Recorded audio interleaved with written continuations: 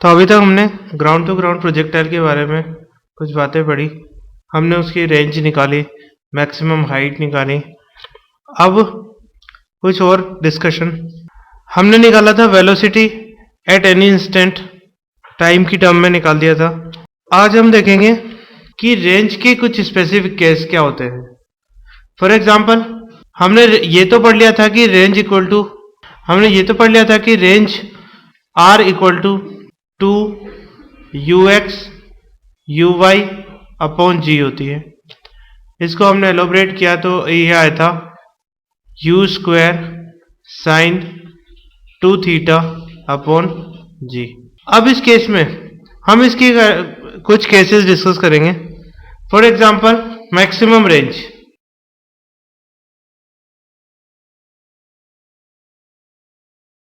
For maximum range, sin 2 theta must be maximum because u and g are constant. Initial velocity हमने जो देनी है, maximum दे सकते हैं वो देंगे। g की वैल्यू कांस्टेंट ही होती है। थीटा हम अलग अलग एंगल पे बॉडी को फेंक के थीटा अलग अलग ऑब्टेन कर सकते हैं। तो अगर हमें रेंज मैक्सिमम चाहिए तो इस फॉर्मूले में साइन 2 थीटा की वैल्यू मैक्सिमम होनी चाहिए, और हम जानते हैं साइन थीटा की मैक्सिमम वैल्यू होती है 1। तो for R max sin 2 theta must be 1। अगर हम इसमें sin 2 theta की वैल्यू 1 रखें तो R max की वैल्यू आएगी u square into 1 upon g, that is u square by g। But for that sin 2 theta must be 1, और sin 2 theta 1 तब होगा जब 2 theta कितना होगा, पाई बाय 2 या 90 डिग्री, और इसलिए थीटा की वैल्यू कितनी होगी, पाई बाय 4 या 45 degree. So for R max theta must be 45 degree या पाई बाय 4। अब इससे कई चीजें हम एक्सप्लेन कर सकते हैं। 45 degree with the x axis पर अगर मैं u को फेंकूं तो r मैक्सिमम आएगा। इसका मतलब यह हुआ कि अगर मैं एंगल 0 से 45 की तरफ बढ़ाऊं तो r की वैल्यू बढ़ती जा रही है, रेंज बढ़ती चली जाएगी। वो मैक्सिमम हो जाएगी जब थीटा की वैल्यू 45 होगी, उसके बाद रेंज की वैल्यू डिक्रीज होना स्टार्ट हो जाएगी। So for theta equal to 0 to 45 degree R increases। At theta equal to 45 degree R will be R max, and after that is theta 45 degree to 90 degree R again decreases। ये चीज हमें पता चल गई। Theta equal to 45 पर maximum range होती है, 0 से 45 तक वो बढ़ेगी, 45 से 90 तक वो वापस से कम होना स्टार्ट कर देगी 0 डिग्री पे और 90 डिग्री पर आर की वैल्यू 0 होगी। अब हम आगे बढ़ते हैं। अब इसमें एक स्पेशल पॉइंट है।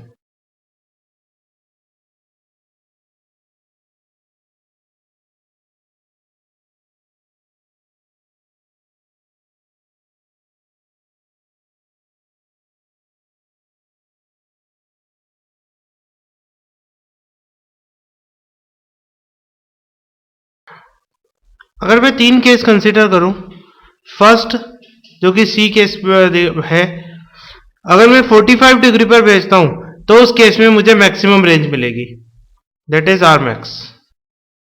अगर मैं ए केस में भेजता हूं, that is at an angle 45 minus theta, 45 से कुछ एंगल कम करके और उस एंगल पे मैंने प्रोजेक्टाइल किया, तो उस केस में सपोज मुझे रेंज मिलती है आर ए। और अगर मैं 45 प्लस थीटा करके प्रोजेक्टाइल करता हूं तो उस केस में मुझे मिलती है आर बी।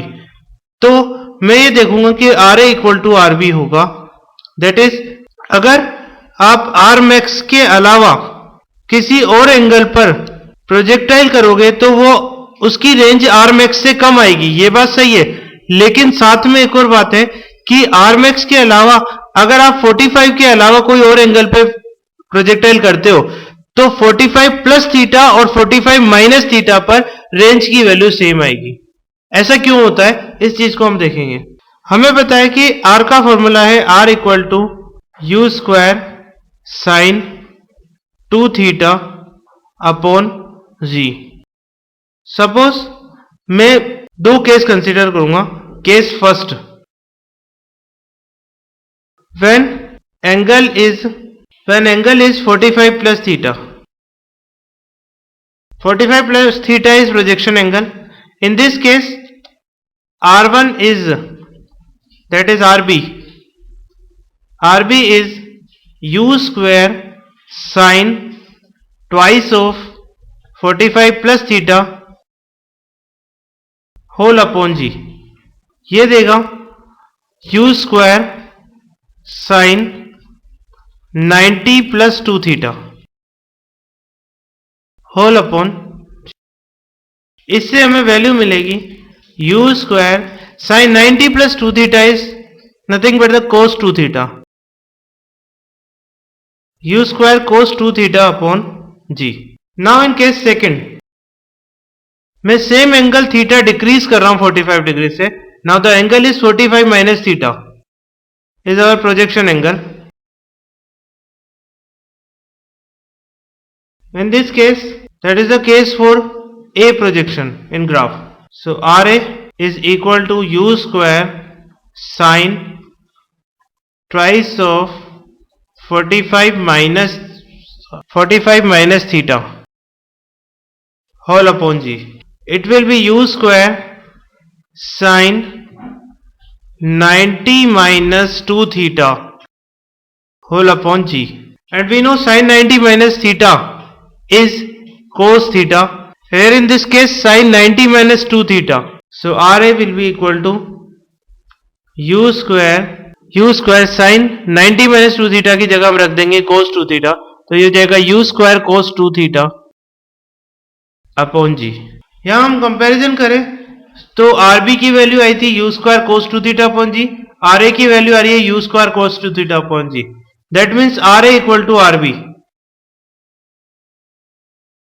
लेकिन इसके लिए कंडीशन है कि हम 45 से थीटा ऊपर जा रहे हैं तो थीटा नीचे जाएंगे। मतलब हम ये कह सकते हैं कि 45 plus 15 that is 60 degree, 45 minus 15 that is 30 degree. तो चाहे मैं प्रोजेक्टाइल 60 डिग्री पर फेंकूं या 30 डिग्री पे, दोनों केस में रेंज की वैल्यू क्या रहेगी? Same. Similarly we can say 40 degree और 50 डिग्री दोनों पर रेंज की वैल्यू क्या रहेगी? सेम। तो 45 से प्लस थीटा करो, 45 से सिमिलर माइनस थीटा करो, तो उस केस में रेंज क्या आएगी? Same. Now we will derive equation of trajectory for ground to ground projectile.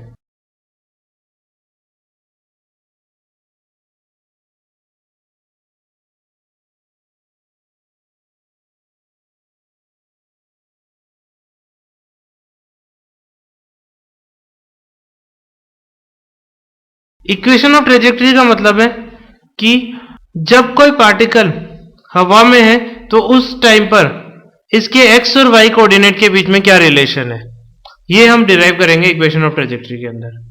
तो इस केस में मैं ये जानता हूं, अगेन एक्स और वाई मोशन की चर्चा करेंगे।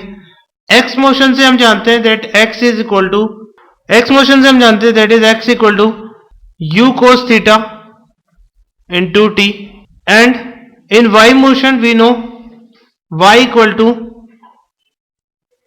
u sin theta into t minus half g t square। अब हमें इक्वेशन चाहिए x और y के बीच में। x की अलग से इक्वेशन आ रही है टाइम के फॉर्मेट में, y की अलग से इक्वेशन आ रही है टाइम के फॉर्मेट में। एक से t की वैल्यू निकाल के दूसरे में पुट कर देते हैं, x और y में रिलेशन आ जाएगा। यहां हमारे पास x और y की रिलेशन है, x का t के साथ रिलेशन है, y का t के साथ रिलेशन है। हमें x और y का रिलेशन चाहिए तो हम x से t की वैल्यू निकाल के y में पुट कर देंगे। तो x से t की वैल्यू हो जाएगी t equal to x upon u cos theta. इसे हम y वाली इक्वेशन में पुट करेंगे तो y equal to u sine theta into x upon u cos theta minus half g into x upon u cos theta whole square. Sine theta upon cos theta क्या होता है? Tan theta. तो ये हो जाएगा x tan theta minus half g x square upon u square cos square theta. ये हमारे y और x में रिलेशन आ गया and this is known as equation of trajectory. This is first format of equation of trajectory, that is in terms of theta. Now second format,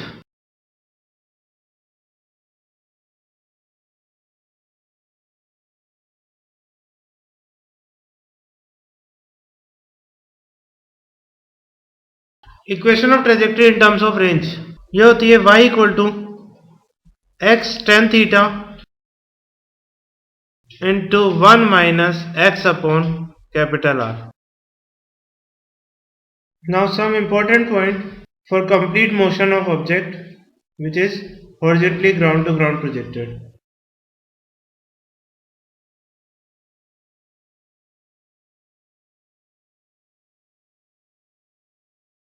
First, for complete motion, change in speed will be 0.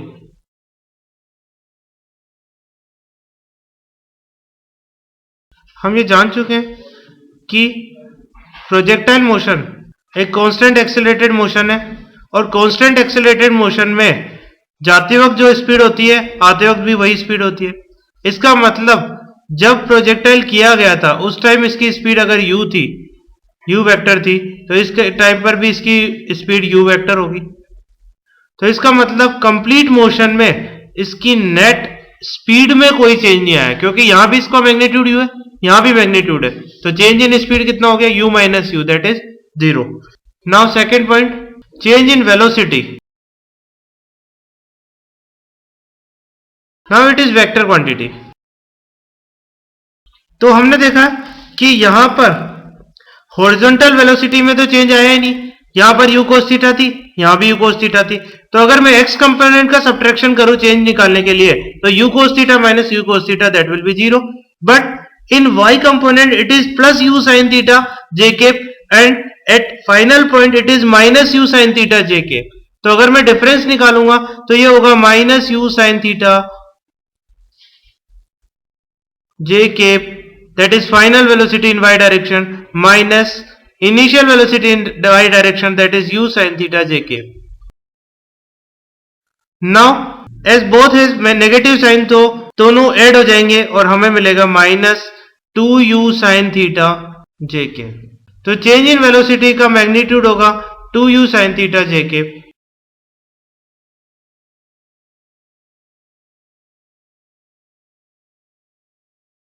अगर मैं momentum में change निकालूं तो क्या होगा, momentum is mass into change in velocity, तो change in momentum मिल जाएगा।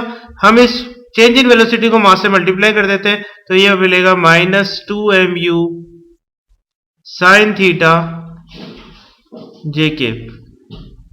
ये चेंज इन मोमेंटम हो जाएगा। अगर इसका मैग्नीट्यूड चाहिए तो ये होगा 2mu साइन थीटा, ये चेंज इन मोमेंटम का मैग्नीट्यूड हो गया। Change in kinetic energy, kinetic energy एक स्केलर क्वांटिटी है, तो हम चेंज इन काइनेटिक एनर्जी निकालने के लिए half m v square minus half m u square करेंगे, बट v और u दोनों वैल्यू सेम है इसलिए चेंज इन काइनेटिक एनर्जी आ जाएगी 0। सिमिलर वे में क्योंकि हाइट जिस हाइट से हमने छोड़ा था उसी हाइट पर वापस आ गया तो total change in potential energy भी कितनी हो जाएगी, 0। इसी तरह से अगर हमें change in direction of motion निकालना है तो यहां पर थीटा एक्स एक्सिस के साथ ऊपर की तरफ बन रहा था, यहां थीटा एक्स एक्सिस के साथ नीचे की तरफ बन रहा है, तो टोटल चेंज इन डायरेक्शन कितना हो जाएगा, theta plus theta that is 2 theta.